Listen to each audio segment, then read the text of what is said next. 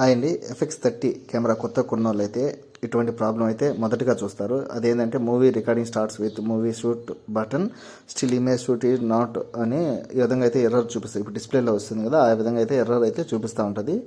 ఆ ఎర్రర్ ఎందుకు చూపిస్తుంది అనేది విషయాన్ని అయితే ఈరోజు వీడియోలో మీకు నేను తెలియజేస్తాను. ముందుగా మన ఛానల్ ఇంకా ఎవరైనా సబ్స్క్రైబ్ చేస్తే దయచేసి సబ్స్క్రైబ్ చేయండి. FX30 కెమెరా సంబంధించిన అప్డేట్ వీడియోలని మీకు అందిస్తాను.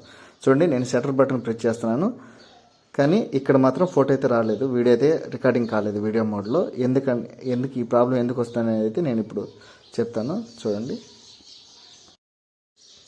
ఈ ప్రాబ్లం రాకుండా అయితే నేనైతే దానికి సొల్యూషన్ అయితే చెప్తాను.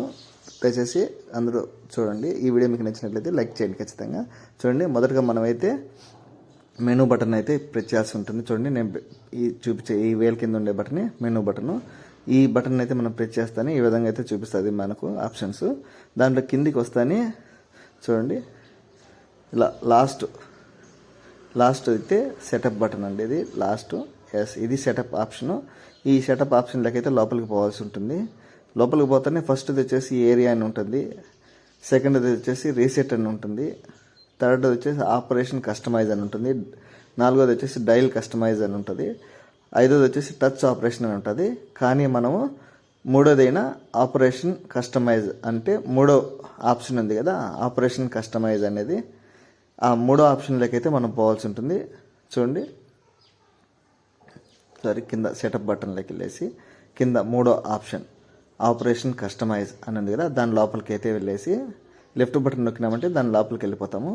చూడండి, అక్కడ నుంచి కింద లాస్ట్ రికార్డింగ్ షట్టర్ అని ఉంది కదా, లాస్ట్ రెడ్ కలర్లో, దాంట్లోకి వెళ్ళేసి ఆ రికార్డింగ్ షట్టర్ అయితే మనం ఆన్ చేయవలసి ఉంటుంది.